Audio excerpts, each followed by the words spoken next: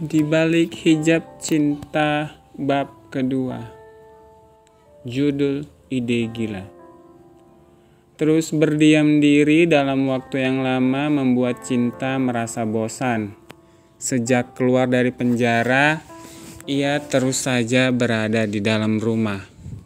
Hendra sudah mewanti-wanti dirinya agar jangan sembarangan keluar. Karena selain ia akan dikejar-kejar para wartawan, maka jika ia bertemu dengan fans fanatik Vivi, ia bisa saja dikatai yang tidak-tidak oleh mereka. Biar bagaimanapun perbuatan yang dilakukannya kepada Vivi telah membuat fans Vivi tidak terima. Ya, itulah resiko jadi artis. Gumamnya pada diri sendiri sambil menyeruput secangkir teh seduh buatan sang pembantu. Sengaja 2 hari ini ia terus berada di rumah dengan Hendra yang selalu mengantar segala keperluan Cinta.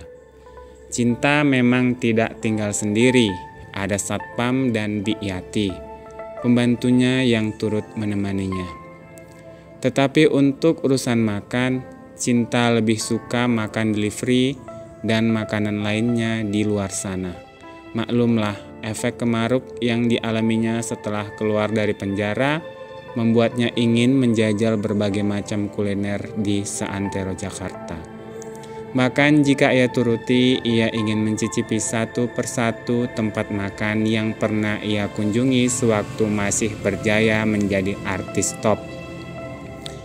Pastinya ia ingin menikmati banyak makanan yang tak bisa dinikmatinya selama di penjara.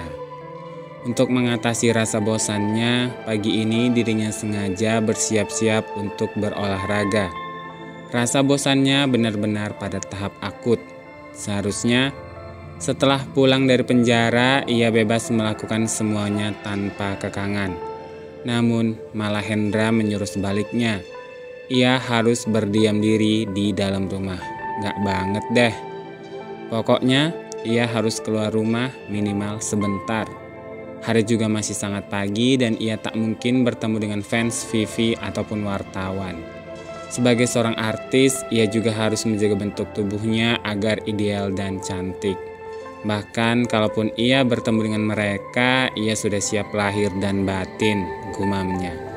Dengan memakai pakaian olahraga dan sepatu berwarna putih, Cinta pun bersiap melangkahkan kaki.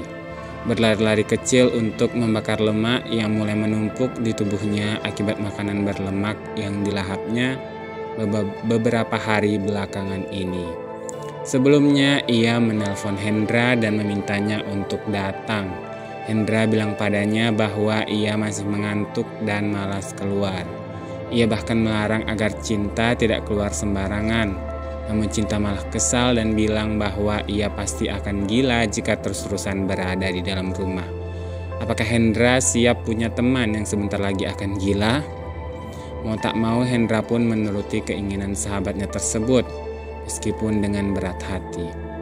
Ayolah Hendra.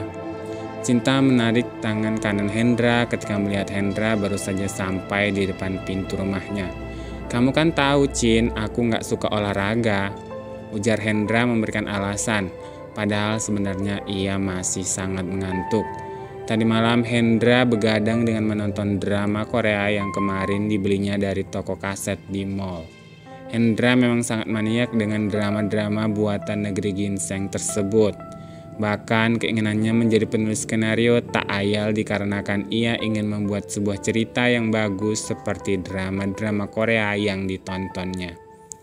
Ia menonton tuntas 20 episode drama bergenre komedi romantis tersebut sampai lupa waktu. Seandainya saja bukan Cinta yang mengajaknya, ia pasti tidak akan menghiraukannya. Kamu mau lihat sahabatmu depresi, terkurung dalam rumah, apa aku masih di dalam penjara? Kan aku sudah bebas. Aku bebas dong, harus ngapain? Dan sebagai manajer sekaligus asisten pribadi, kamu harus nurutin aku. Titik gak pakai koma, ancam Cinta.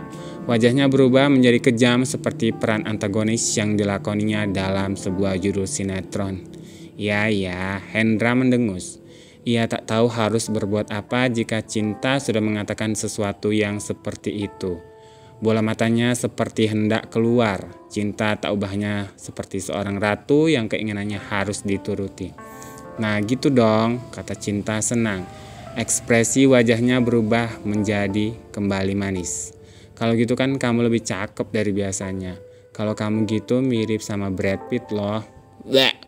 Bilang aja gue mirip apa gitu. Brad Pitt itu bohong banget. Hendra menjulurkan lidah. Kalau ada maunya saja memuji. Oh iya, kamu juga harus sehat dong. Perut kamu itu udah buncit. Kamu kan masih single.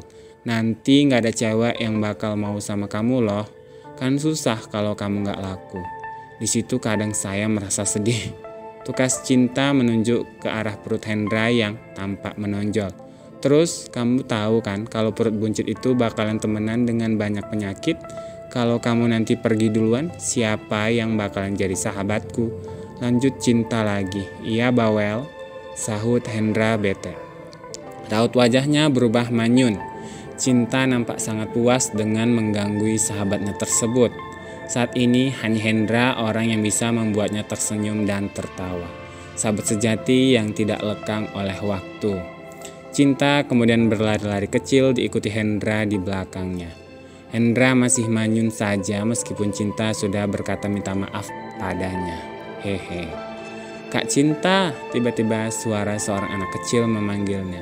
Seketika membuat langkahnya terhenti. Keduanya melihat seorang anak kecil yang berlarian menghampiri mereka. Cinta tersenyum melihat anak kecil tersebut. Kak Cinta Pratiwi bagi tanda tangan dong, kata anak kecil tersebut ketika sudah berada di hadapannya. Cinta pun kemudian berbisik kepada Hendra.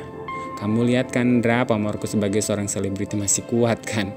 Buktinya anak kecil ini ingat siapa aku, keren banget. Iya, aku tahu. Di mana Kak Cinta harus tanda tangan, Dek? Tanya Cinta ramah. Rasanya ia tak sabar untuk segera mengukir tanda tangannya. Anak kecil itu pun memberikan tangan kanannya. Tak lupa ia mengambil pena dari saku bajunya. Namun belum sempat ia mengukir tanda tangannya, tiba-tiba terdengar suara seorang perempuan menghentikannya. Tunggu! Seru gadis itu sambil berjalan cepat ke arahnya. Gadis itu menatap Cinta dengan tatapan tajam. Tanpa basa-basi menarik lengan anak kecil tersebut yang ternyata adalah adiknya. Anak kecil itu pun menangis tidak mau pergi sebelum dapat tanda tangan dari Cinta. Ia terus merengek. Tunggu mbak, kenapa mbak narik tangan adik ini? Kan sakit mbak.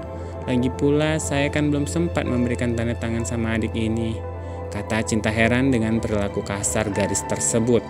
Tatapan sinis yang dialamatkan kepadanya seperti ia mempunyai salah yang besar padanya. Gak perlu, jawab gadis itu sewot. Kenapa mbak? Tadi adik ini. Cinta merasa kasihan dengan anak kecil tersebut. Emangnya kenapa jika ia memberikan tanda tangannya kepada anak kecil itu? Gak perlu mbak, saya bilang mbak gak perlu melakukan itu.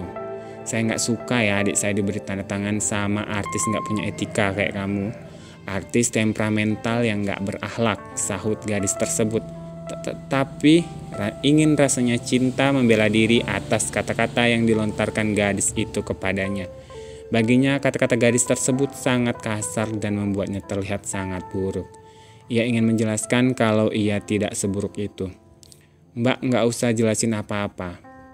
Ayo dek. Tanpa babi bu lagi gadis itu mengajak adiknya untuk segera pergi.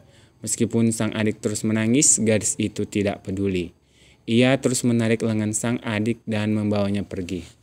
Cinta tertegun mendengar kata-kata gadis tersebut.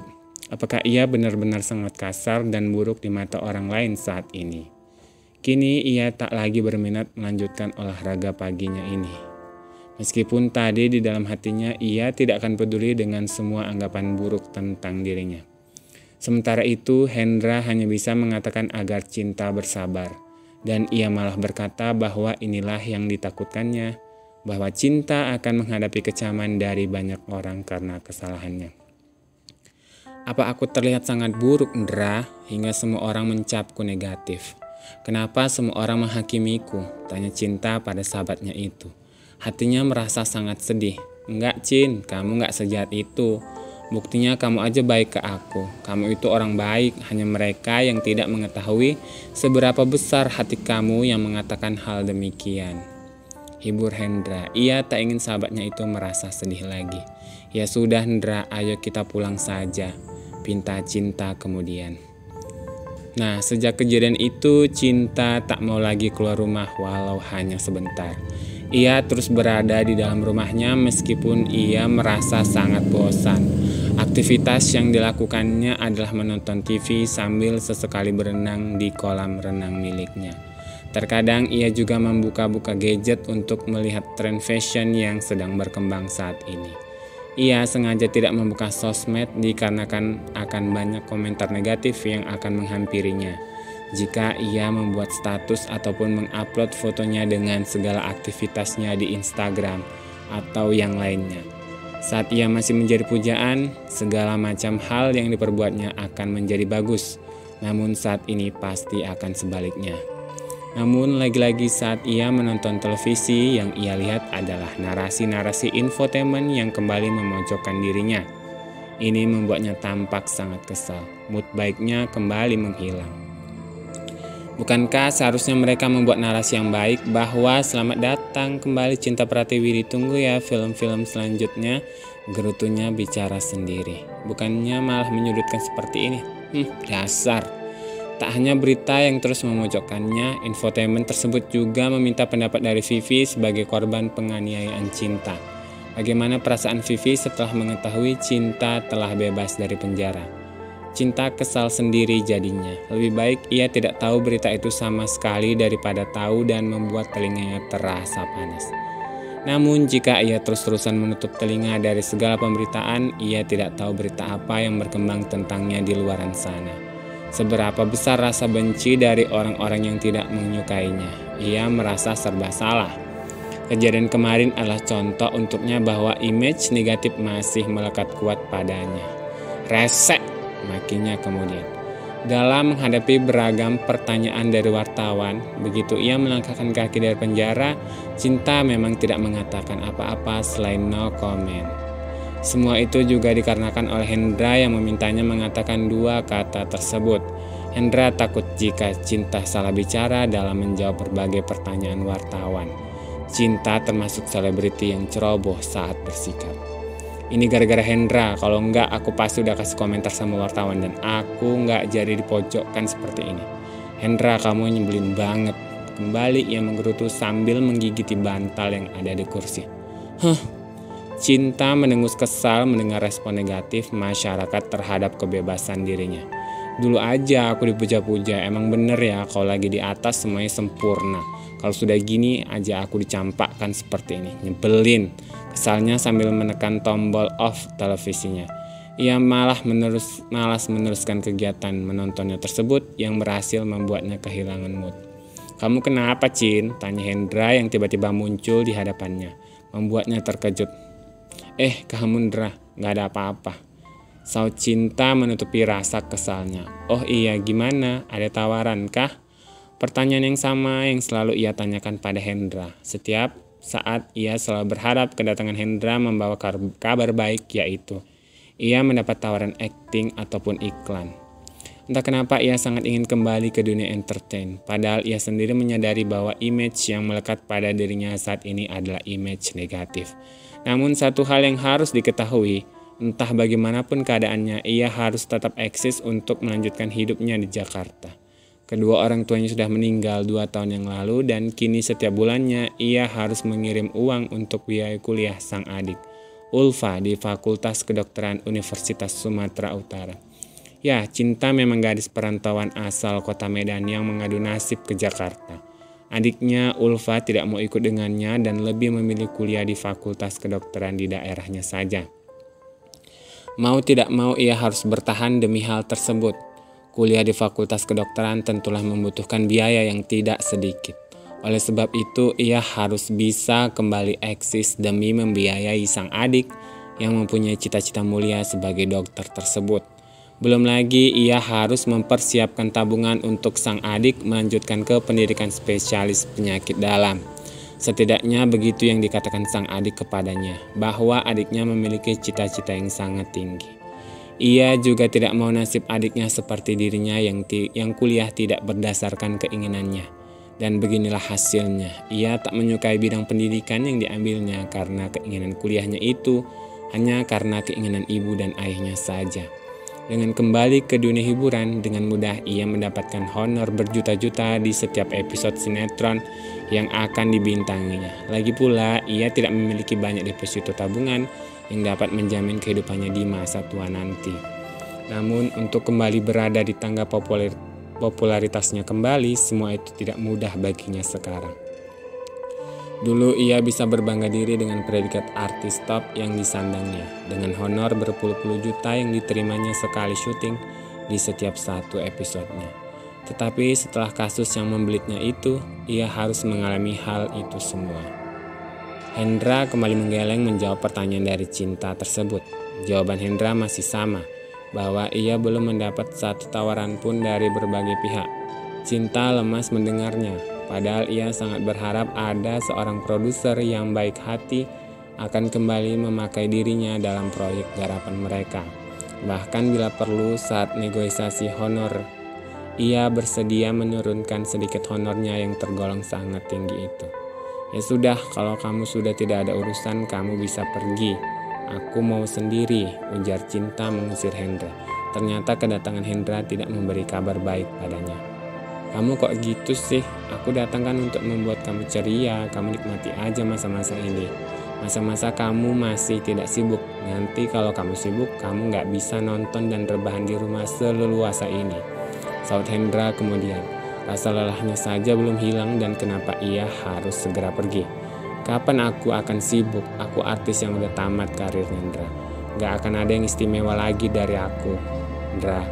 Aku udah gak laku lagi, Hendra, jawab Cinta meneteskan air matanya. Ia sangat sedih dengan apa yang terjadi dengannya sekarang. Ia tak ubahnya seorang yang tidak dapat berbuat apa-apa. Cinta mengacak-acak rambutnya, bingung sekaligus kesal. Apa memang kesalahan yang dilakukannya sangat fatal hingga jalan rezekinya juga ikutan terhambat karena kasus tersebut? Cinta menatap Hendra sambil menghapus air matanya. Ia harus mulai menata hatinya. Ia tidak boleh terus-terusan dalam keadaan seperti itu, sedih dan hanya menunggu tawaran datang. Ia harus survive. Ia harus mulai berpikir mencari pekerjaan lain di luar dunia keartisannya. Bahkan ia berpikir untuk menjual rumahnya untuk biaya kuliah sang adik jika ia tidak bisa melakukan usaha yang lainnya. Ulfa adalah permata hatinya, amanah yang dititipkan oleh kedua orang tuanya. Ia sudah berjanji akan membiayai kuliah Ulfa dan mengusahakan kehidupan Ulfa akan lebih baik darinya.